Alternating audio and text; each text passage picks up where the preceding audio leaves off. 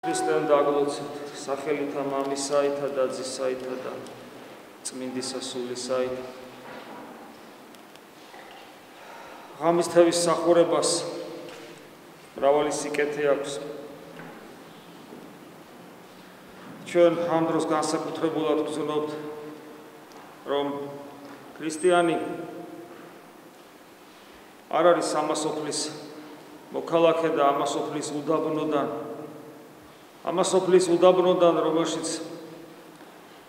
რომელიც იწოდება უდაბნოთ, იმიტომ რომ იქ არის უსამართლობა, უსიყვარულობა, გაუტანლობა. თაყვანისცემა კერპისა, რომელსაც ქვია ხორციელი სიამოვნება, ხორციელი ცხოვრება, ამ ქვეყნიური კეთილდღეობა, პატივმოყვარეობა, სიამაყე, ეგოიზმი, შური, ანგარება. ყველაფერი ამიდან ამგვარი, უდაბნო ეს ამგვარი თვისებების და ნიშნების გამო, უდაბნო იმის გამო, რომ იქ არ ცხოვრობს, ვერ ცხოვრობს, უпроსორად ღვთის ხატი და მსგავსი, უпроსორად ვერ ძლებს ღვთის ხატი და მსგავსი.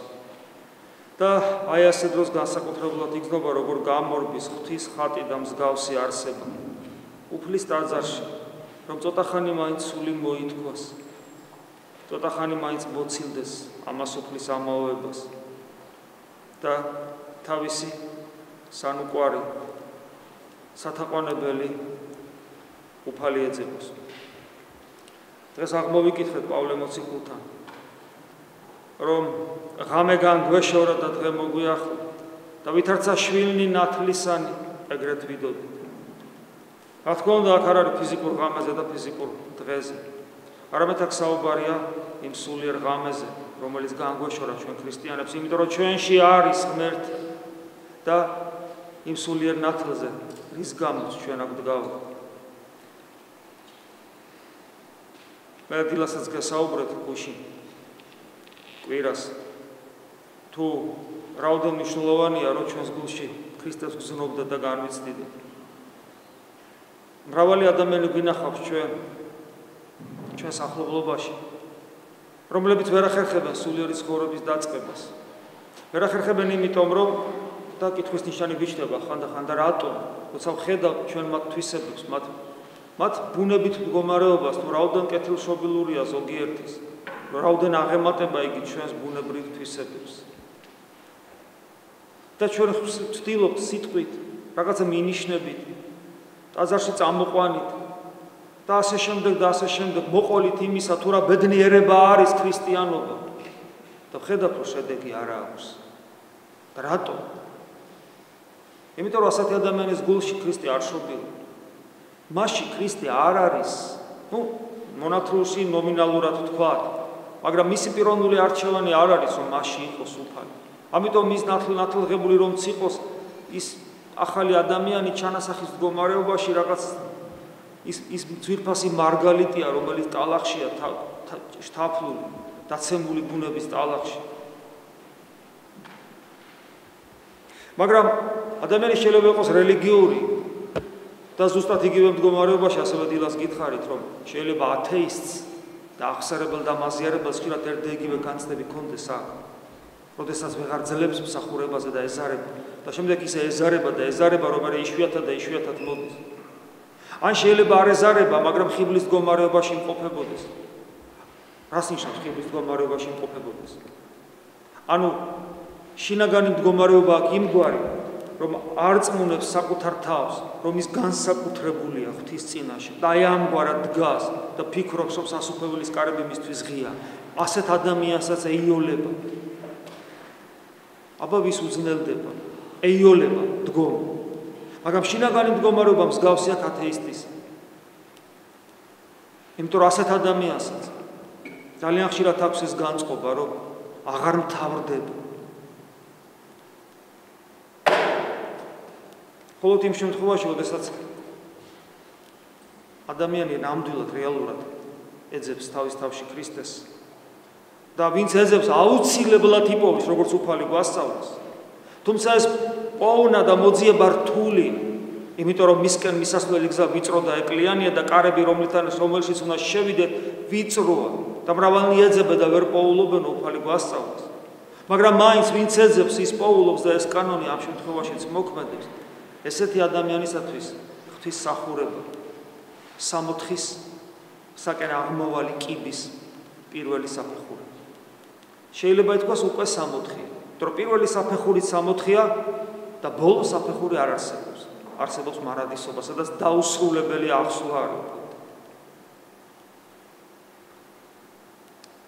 ადამიანი შეიძლება იყოს ერთგვარად რელიგიური კი არა, თავად ქრისტიანულად მაცხოვრებელიც გარეგნულად, მაგრამ მაზიარებელიც კი, მაგრამ აი ათეისტის მაგალითი რომ მოვიყვანე, მსგავსად ამ შემთხვევაშიც კონდეს იგივე მდგომარეობა. როგორც შეიძლება ჩვენ ხედავდეთ მრავალ ადამიანს ჩვენს გარშემო, რომელებში ჯერ არ შობილა ქრისტე.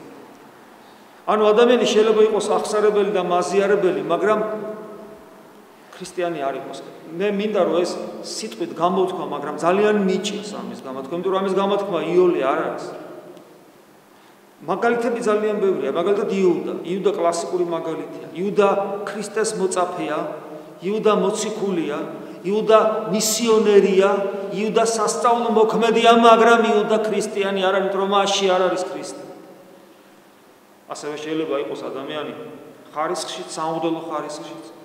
ადამიანი შეიძლება იყოს ერის ადამიანი, აღსარებელი, მაზიარებელი და მასში არ იყოს ქრისტე. და აკვირდით საკუთარ თავს. რამდენად არის თქვენთვის ცხოვრებაში ერთადერთი მთავარი ქრისტე. და ეს თუ ესეა, ის აუცილებლად გამოვლინდება სიხარულში.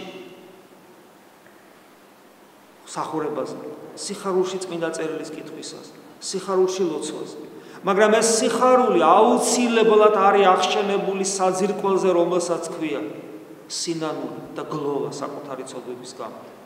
თუ ეს გლოვა საკუთარი ცოდვების გამო არ არის, ეს სიხარული აუცილებლად ხიბლია და ეს არ არის იმის მანიშნებელო ჩვენში ქრისტე. ეს ძალიან მნიშვნელოვანია. რავალ ჩვენთაგანს ეს ავიწყდება.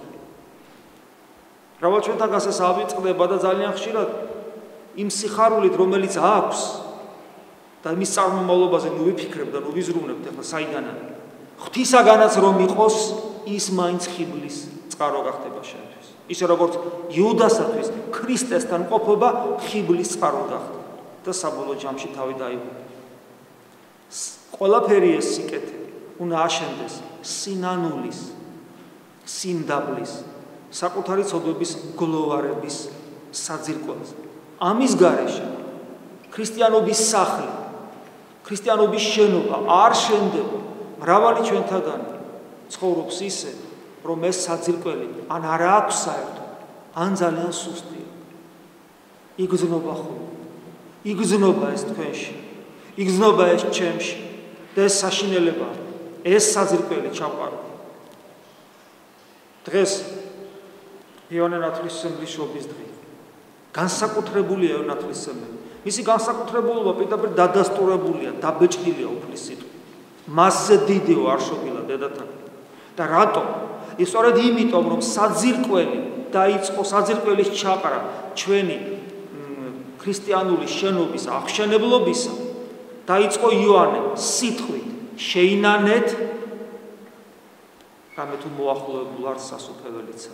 შეინანეთ, არ თქვია, გიხაროდეთ, აბა თქვენ შეინანეთ. ყავთ ნაყოფი ღირსის სინანულის. ყოველი ადამიანის ყოველი ხიზძირას ცულიდებს. ანუ თითოეული ადამიანის მდგომარეობა ძალიან საჭოჭმანოა და ყოველ წამს შეიძლება ადამიანი გაიყვანოს უფალმან და ეს ცულის იყოფნა ამას ნიშნავს და ამავე დროს ეს მდგომარეობა ჩვენ გვაფხიზლებდეს უნდა რომ სინანულისათვის დრო ადამიანს ცოტა. სინანული არ არის ერთჯერადი აქტი. ავაზაკის სინანული ერთჯერადი იყო, მაგრამ როგორი იყო? აბა წარმოიდგინეთ. მომაკვდავში ღმერთი დაინახა. ჩვენ შემთხვევაში ესეთი მძაფრი ფორმით, ესეთი კონცენტრირებული სინანული თუ არა გვაქვს, ის ცხოვრებაშია გაწერილი. არავინ არ იფიქროს, რომ აი რაღაც მომენტში ჩემი ცხოვრების ესეთი მკვეთრი სინანული ავაზაკისადმი მექნება და რო არ გქონდეს. ესეც ხიბლია, როცა იტყვი, რომ მე ეს მექნება ერთხელაც ისე შევინანებ, არა, არავინ არ იცის. ამიტომ სინანული ეს არის შრომა. როდესაც შენ თავს ასწავლე, დაინახო საკუთარი თავი და იგლოვო საკუთარი ცოდნა. მე არ მეგულება ადამიანი არ ქონდეს საგლოვი ამ ხრივ. მე მრავალ ადამიანს ვიცნობ ჩემი მდგომარეობის გამო. ვიცნობ იმ დონეზე, რა დონეზეც ისინი საკუთარ თავს მე მაცნობ.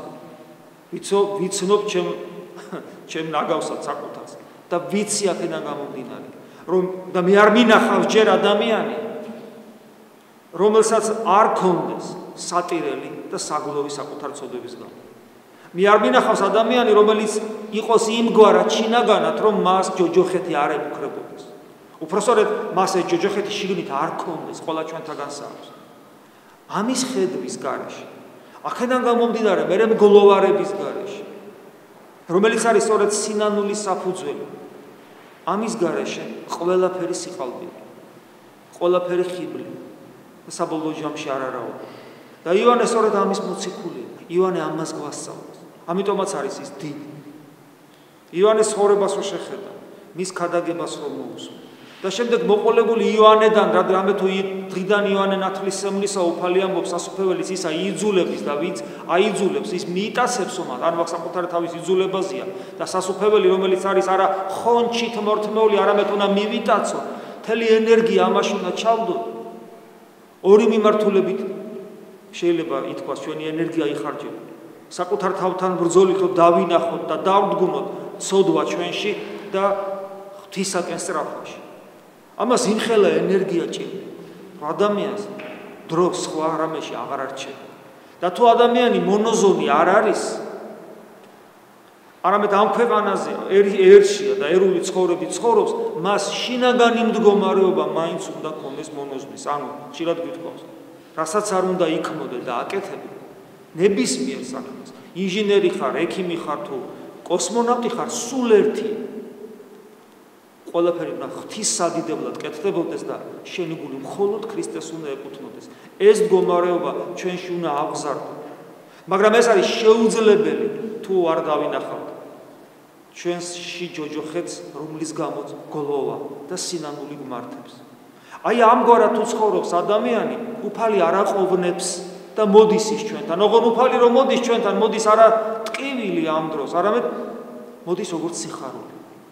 ხოლო როცა მე უფალს ვეძებ და ნანახი მყავს და შემდეგ ჩემგან მიდის, უფლის წასვლა ჩემგან იწვევს ტკივილს და ჩემი ძიება არის ტკივილიანი. ხოლო როცა ის მე მიპოვის და მე მას პოულობ, ეს არის სიხარული. ოღონ სიხარული უფლისაგან არის, იმიტომ რომ ის მპოულობს, მე ვეძებ და ის მპოულობს. ხოლო ჩემი ძიება ტკივილიანი, ამიტომ ჩვენ ტკივილში ვეძებ. და წარმოიდგინეთ ადამიანი, რომელსაც შიგნით ქრისტე არ აყავს.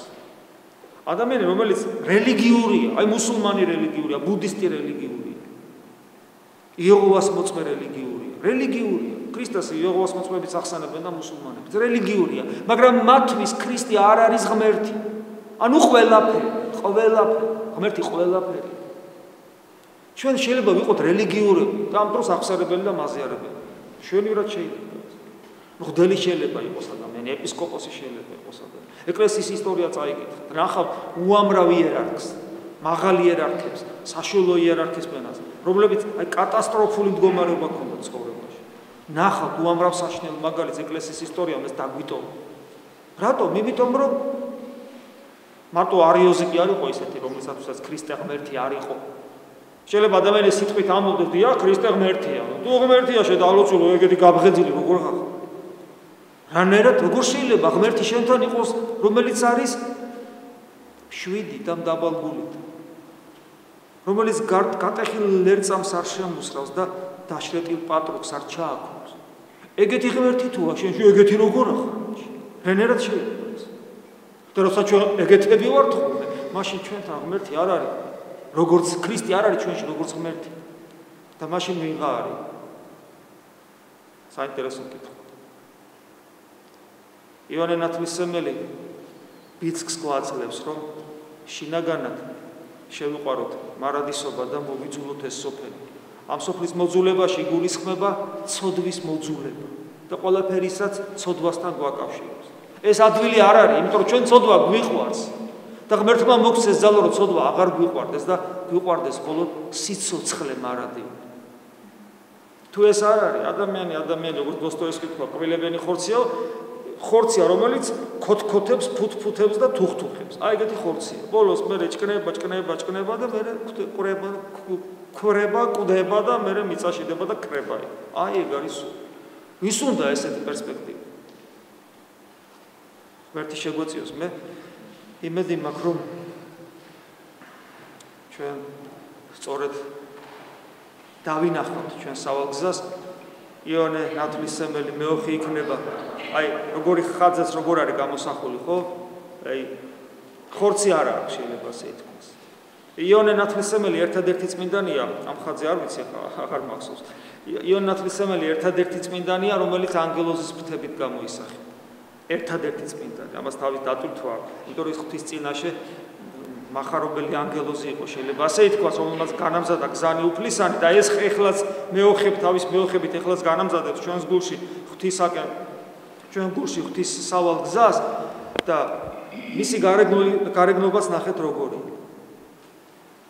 დალეული სანთელივი და სულით საოცრად ძლივი მისი აი სახარებაში ხო ემოციებიც არ ჩანს არც ხმა არ ისმის სულ განცდა მაქვს რომ იონე ნათლისმცემელის ხმა იყო ქუხი აი ქუხილი როგორ გვინავს აი ეგეთი შეუძლებელია სხვანაირი ყოფილი და მას უნდა ასე შეეტორტმანებინა გამოეფხიზლებინა ხალხი რომ მე მათ ქრისტეს მიღება შეძლება და როცა ჩვენში სინანული ჩდება მე ვფიქრობ რომ წმინდა იოანე გვეხმარება თითოეულ ჩვენთანაც გვეხმარებოდეს მუდამ და მუდამ ჩვენთან ყოფილიყოს ღვთის ადიდებლად და ჩვენ სასხოვნებლად ამინ